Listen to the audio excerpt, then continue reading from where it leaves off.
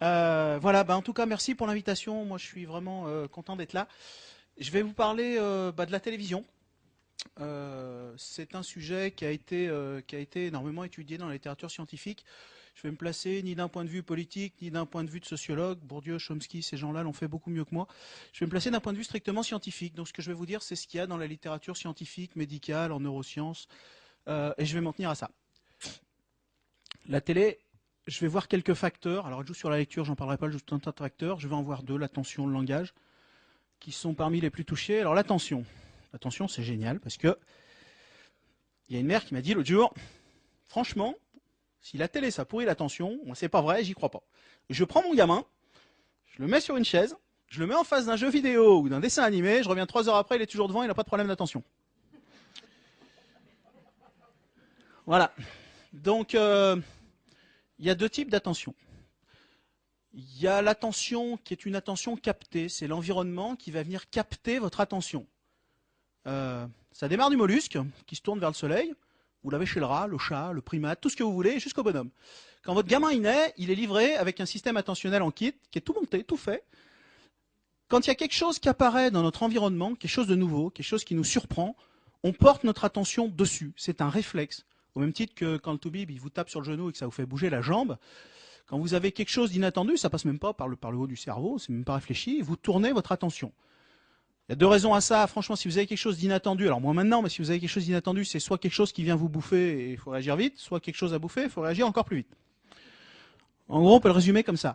Donc ce système-là, c'est le système qui est utilisé par la télévision, notamment chez l'enfant. C'est des images rapides, c'est des images pour capter ce réflexe attentionnel. Et la mère qui voit son gamin qui est devant la télévision et qui dit « Regarde comme il aime, regarde ». Le gamin, il est en train de devenir marteau.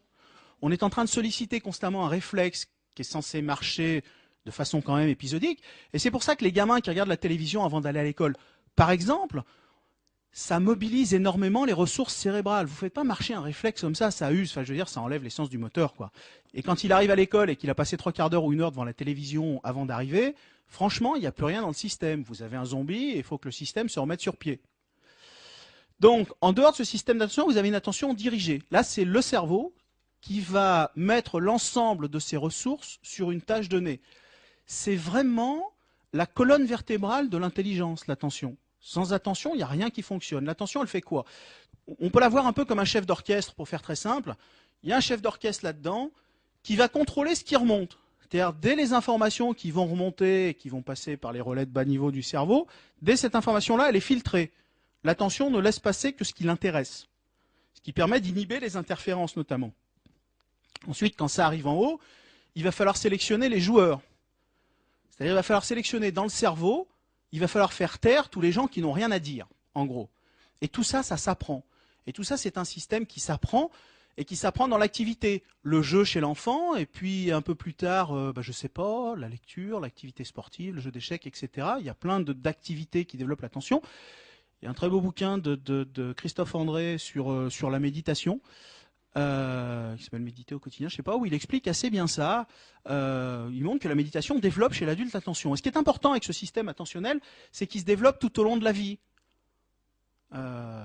Mais si les fondations elles sont mal posées, si c'est mal parti d'en bas, vos Lego, c'est comme un Lego, quoi.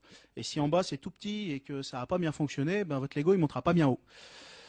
Et voilà ce que ça donne, ce que donne la télévision, donc des effets sur ce système attentionnel qui sont mesurés, pas le système réactif. Parce que les gens, quand ils vous parlent d'attention, ils vous parlent de l'attention vraiment dirigée, mais en fait, la télévision, elle mobilise l'autre.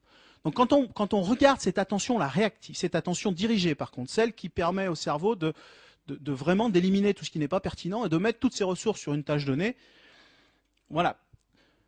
Alors, mêmes études, 1 heure par jour à 3 ans, et les probabilités de troubles attentionnels à 8 ans sont multipliées par 2. Ensuite, on refait ça plus loin. Vous prenez des gamins d'âge supérieur, de 5 à 11 ans, et puis vous regardez l'augmentation des troubles attentionnels à 13 ans, plus 50%. Mais attention, ça ne vient pas de ce qu'il y a avant. Parce que au début de l'étude suivante, on mesure les compétences attentionnelles de l'enfant.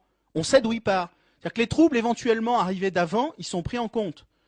Et ils n'ont rien à voir avec ces 50%. Les deux s'additionnent.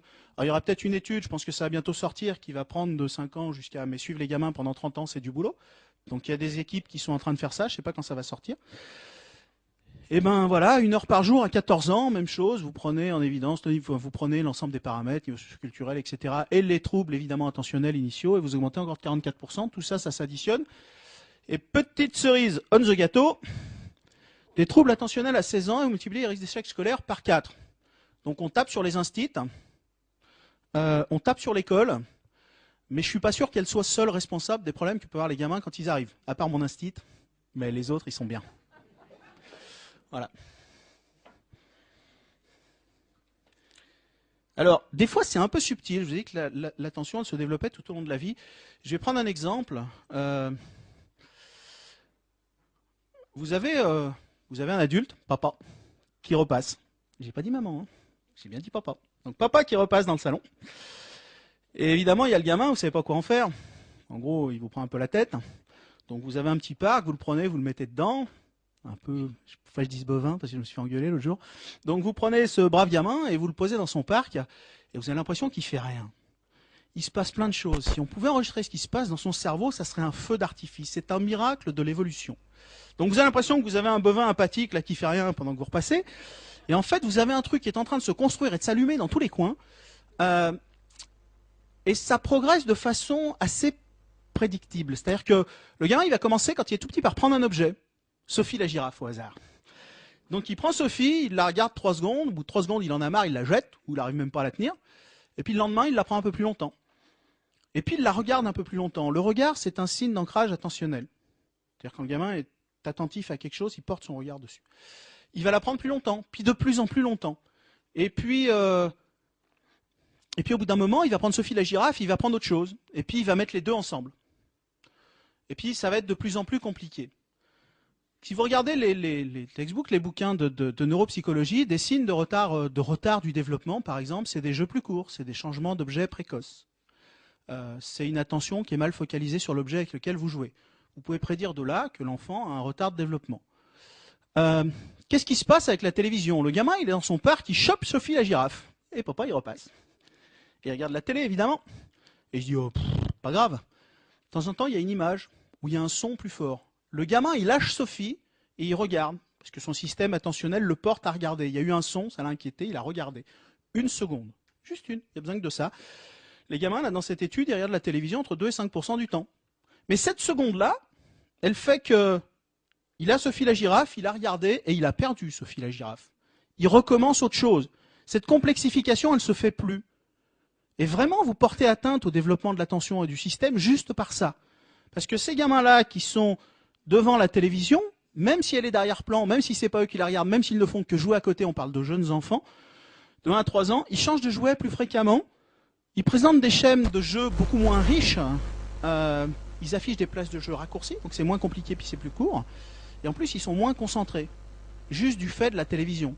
Parce qu'elle va happer l'attention, et quand vous êtes interrompu au milieu de quelque chose, ben, il nous faut déjà du temps pour revenir dans le machin.